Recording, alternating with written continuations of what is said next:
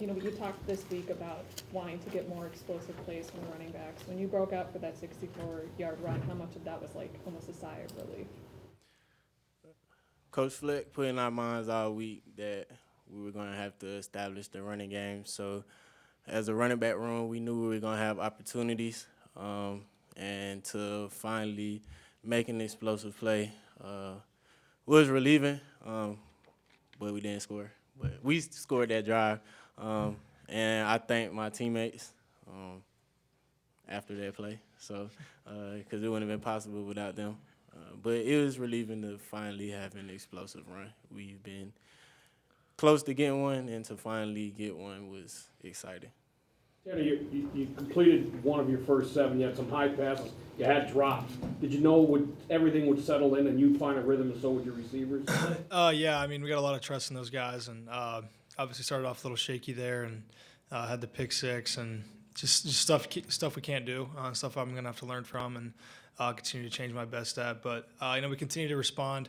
The way the run game was just dominating, just so awesome to see. And we had a couple drops, but that's football, and just kept going back to those guys, and they made big plays for us down the stretch.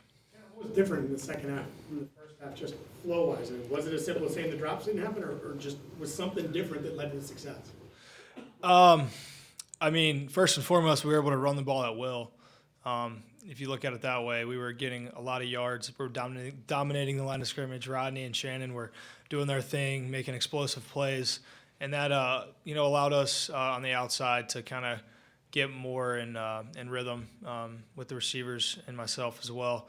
And just shaky play at the beginning, and that starts with me, and it was my fault straight up, and I have to be better at that, and just kind of resetting after that, and getting back on the right path of how we do it and responding.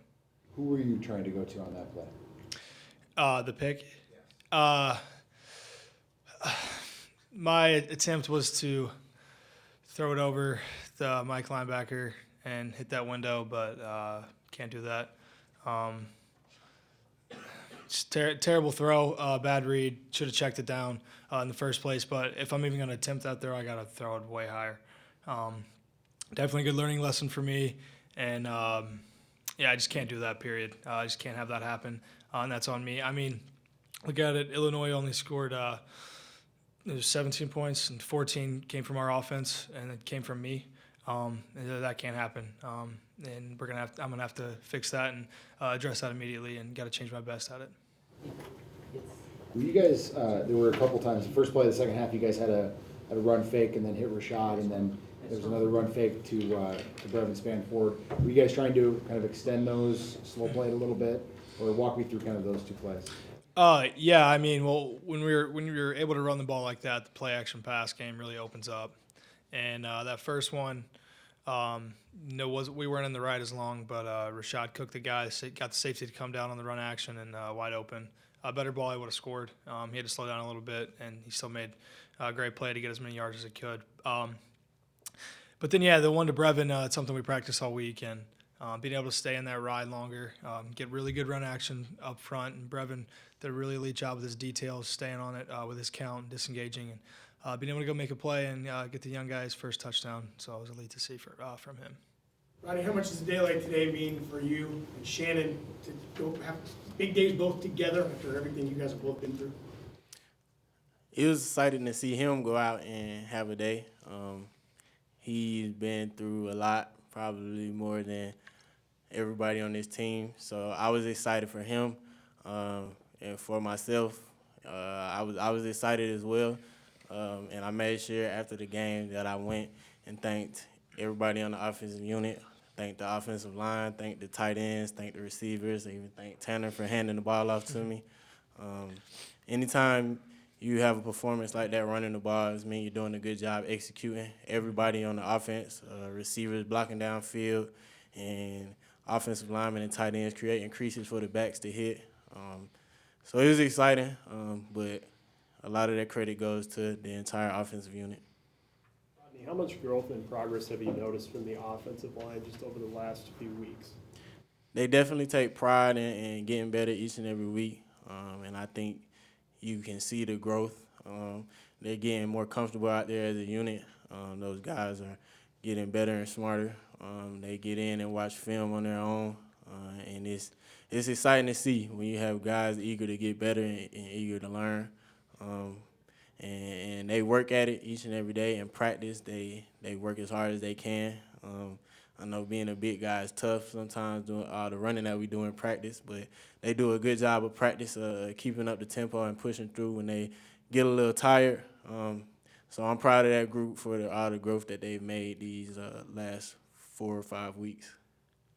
Rodney, this team is like 5-0 for the first time since 2004. How do you kind of celebrate that, but also maybe not get ahead of yourselves and kind of look down the schedule and be like, oh, we could be 6-0, 7-0, whatever? We celebrate in the locker room after the game, and that's it. We are 1-0 in the Illinois week, and that was our goal. And now it's on to Nebraska with 0-0, and we know we have to attack each week as a new week and a chance to get better. It's a long season, and in the Big Ten, you have to earn every win that you get. So, like I said, tomorrow when we come to the complex, we know it's on to Nebraska and learn what we can learn from this game and get better, continue getting better.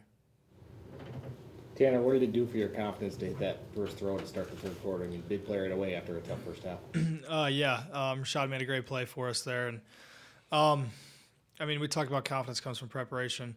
We were prepared to go out there, but we just, on the outside, personally, just some things got to clean up. So, just to be able to start fast and accelerate in the middle, as we talk about in that third quarter there with that first play to get us going was truly elite. And then I think 2 plays later, the touchdown to Chris, being able to get behind that safety, great route, great catch.